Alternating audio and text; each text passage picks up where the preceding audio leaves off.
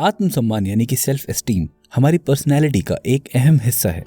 हम अपने बारे में क्या सोचते हैं उस पर यह निर्भर करता है कि दूसरे हमारे बारे में क्या सोचते हैं।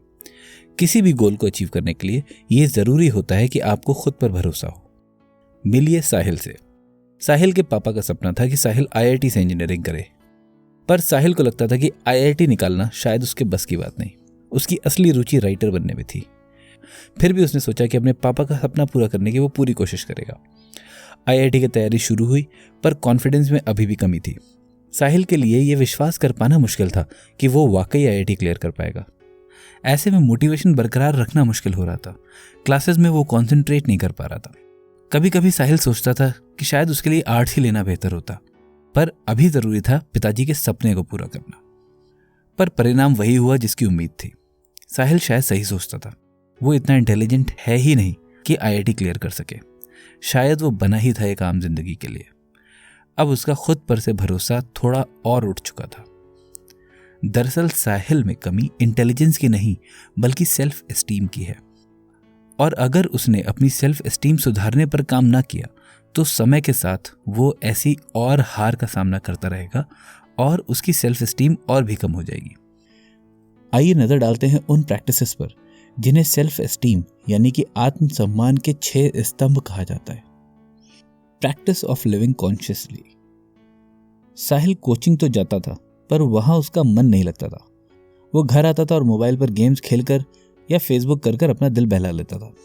कभी कभी तो घंटों गेम्स खेलते या फेसबुक पर बीत जाते थे और वक्त का पता ही नहीं चलता था। ऐसा नहीं था कि साहिल दिन भर पढ़ाई करता रहता था, पर जिम जाने का फिर भी उसको टाइम नहीं मिलता था। वो चाहता तो था कि वो सिर्फ हेल्दी खाए, पर अक्सर रहा नहीं जाता था। यह होता है जब आपकी लाइफ पर कंट्रोल नहीं होता। दूसरी तरफ साहिल के दोस्त अमन से मिलिए। सबके मना करने के बाद भी उसने लिटरेचर चुना ताकि वो अपना राइटर बनने का सपना पूरा कर सके। वो रोज सुबह जल्दी उठकर फुटबॉल खेलने जाता है, जो उसका फेवरेट गेम है। वो सिर्फ हेल्दी खाना खाता है और अपनी सेहत का पूरा ख्याल रखता है। क्या लगता है आपको, इनमें से किस में ज्यादा आत्मसम्मान होगा? हमें अपनी लाइफ पर पूरा कंट्रोल रखना चाहिए, और यह होता है आत्मसम्मान का पहला स्तंभ, practice of living consciously. Practice of self acceptance. Sahil को भी लगता था कि वो एक अच्छा राइटर बन सकता है। सबने उसकी लिखी हुई कविताओं को बहुत सराहा भी था, पर उसे लगा शायद राइटर बनना कोई रेस्पेक्टेबल करियर नहीं है। ये सोच थी साहिल की, जिसने उसके कॉन्फिडेंस को उससे और छीन लिया। दूसरी तरफ अमन पूरे दिल से अपने राइटर बनने के सपने को साकार करने की कोशिश में लगा हुआ है। सेल्फ एक्सेप्टेंस का सिर्फ ये मतलब नहीं है कि आप अपनी कमजोरियों को पहचानें, बल्कि यह भी है कि आप अपने अंदर बसी ग्रेटनेस को भी सराहें। हम डरते हैं उस हर चीज से जो हमें भीड़ से अलग ले जाती है, चाहे वो हमारे अंदर का वो टैलेंट ही क्यों ना हो जो हमें महान बनाने में सक्षम है। साहिल के लिए जरूरी है कि वो अपने आप को पहचाने और खुद को एक्सेप्ट करे। यह होता है आत्मसम्मान का दूसरा स्तंभ, practice of self acceptance. Practice of self responsibility. अब साहिल को यह एहसास हो चुका है कि सारा दोष उसके पिता का है, जिनके कारण उसने लिटरेचर छोड़ साइंस चुनी और फेलियर का शिकार हुआ। यदि उसके पिताजी उसके गोल को समझ पाते तो शायद वो भी अमन की तरह बेहतर कंडीशन में होता। ऐसे ही हम अक्सर अपनी प्रॉब्लम्स के लिए अपने हालात या दूसरों को कोसने में लग जाते हैं। जिनमें हाई सेल्फ एस्टीम होता है उन्हें उनके आसपास की दुनिया नहीं चलाती, और ना ही वो अपनी परेशानियों का कारण ढूंढते हैं। वो जिम्मेदारी लेते हैं अपने और अपने आसपास की दुनिया के हालात की, और ये होता है आत्मसम्मान का दूसरा स्तंभ, practice of self responsibility. Practice of self assertiveness. जिस इंसान में आत्मसम्मान होता है वो अपनी बात खुलकर दूसरों के सामने रख पाता है। अमन के पिताजी भी अमन को डॉक्टर बनाना चाहते थे। अमन ने अपना सपना और अपना लक्ष्य खुलकर दृढ़ता से अपने पिता के सामने रखा, और वो अमन को प्रोत्साहन देने के अलावा और कुछ न कर सके। साहिल के लिए जरूरी ये सीखना है कि वो भी अपनी बात को स्ट्रांग होकर सामने रख सके और दूसरों की बात से जल्दी इन्फ्लुएंस ना हो।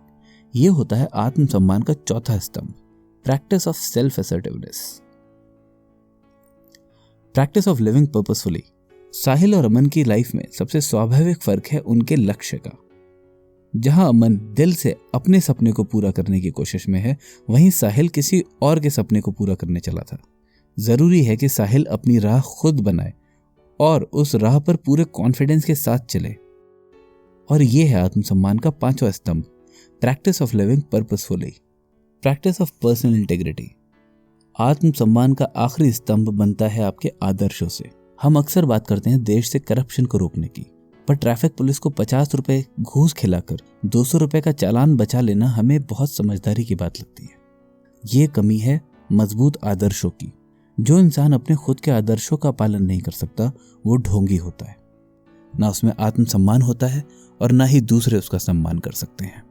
यहाँ हमने वो 150 रुपए तो बचा लिए, पर उसके बदले में हम अपनी नज़र में अपना सम्मान खो देते हैं।